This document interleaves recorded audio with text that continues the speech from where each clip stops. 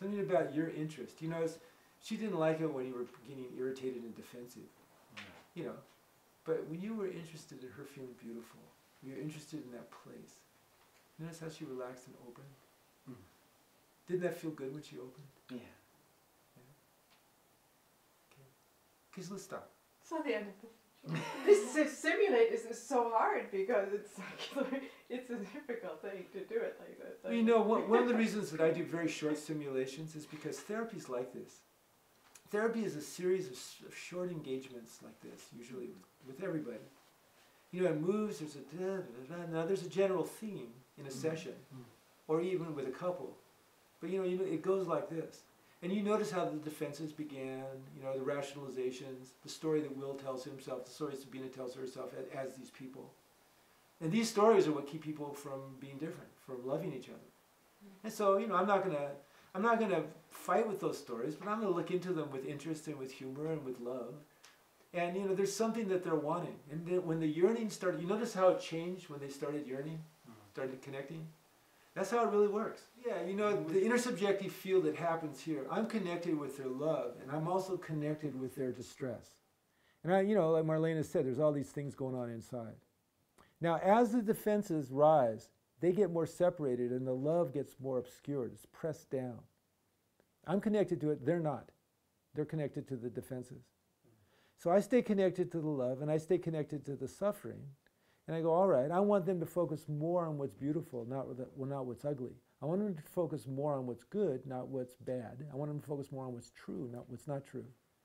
Particularly, I'm going to want them, talking about mindful awareness, I want them to become aware gradually that they have defensive habits and states that are blocking them from love. And they're blaming it on the other guy. And that stops you from growing, because if it's the other guy's fault, what power do I have? You know, this is a slow process, and it happens as fast as it happens. But see, that's where I'm going slowly with them. And you know, whatever they bring in, that's what we work with. Now, sex is really good because it's so potent and powerful. And you ask, how many of you have worked with couples, or okay, so you know, how many times does a couple go in and you go, how's sex? Sex is great. How often does that happen? Hardly ever. Well, because they're all in. It's everything that comes with it. It's that closeness and the understanding, and it's just and so making that time, having even that space together. Now you notice how it's the woman who said that. Okay, we're talking about masculine and feminine, and there's some real differences here. A feminine person needs a relational context because feminine people tend to be more oriented kinesthetically and relationally to eroticism. Masculine people are more oriented visually. Masculine people are more visually erotic. That's why they're the major consumers of pornography. Feminine people want a relational context. That's why they're the major consumers of romance books. Okay?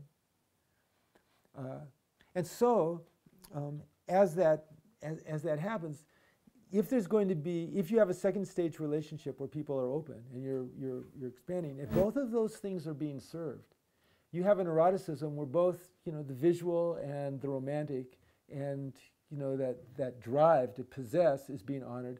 You have a relationship where the desire for intimacy, for connection is honored. And as that happens, then you have an eroticism that continues to grow. Studies of gay and homosexual and lesbian couples are very revealing about this.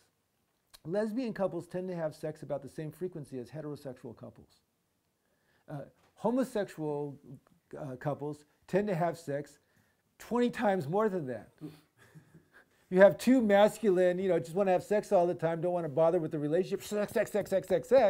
They burn each other out, no more romantic infatuation. Wham, I'll go get another partner. Two women, we need to have the relational context, and out of the relational context comes eroticism, about the same frequency as heterosexual couples, meaning that the feminine need for relational context is the governor of generally sexual frequency.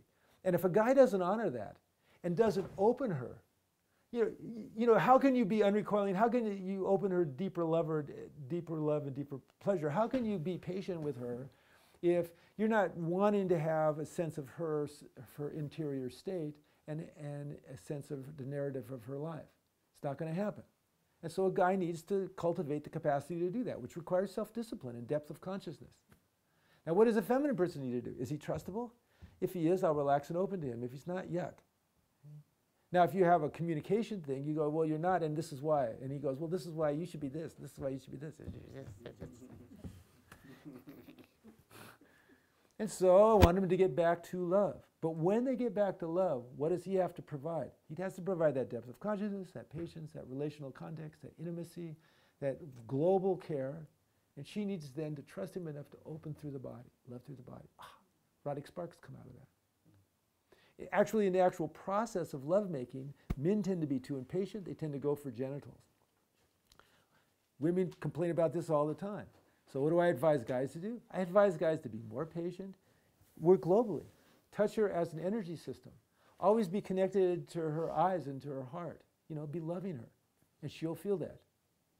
And what do I advise feminine people? Discern whether he's trustable or not. If he is, relax and open to him. And show him that openness through movement, breath, and sound, through pleasure in the body. And that's his favorite thing.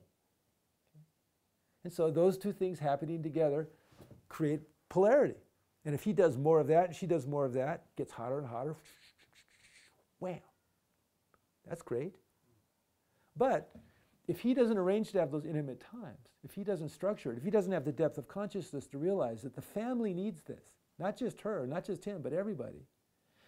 If she doesn't have enough trust in his guidance, to say, yeah, I want to do that and support it and cooperate with it, what happens? Their love affair suffers. And I know it's real hard with kids under 5, but it's possible.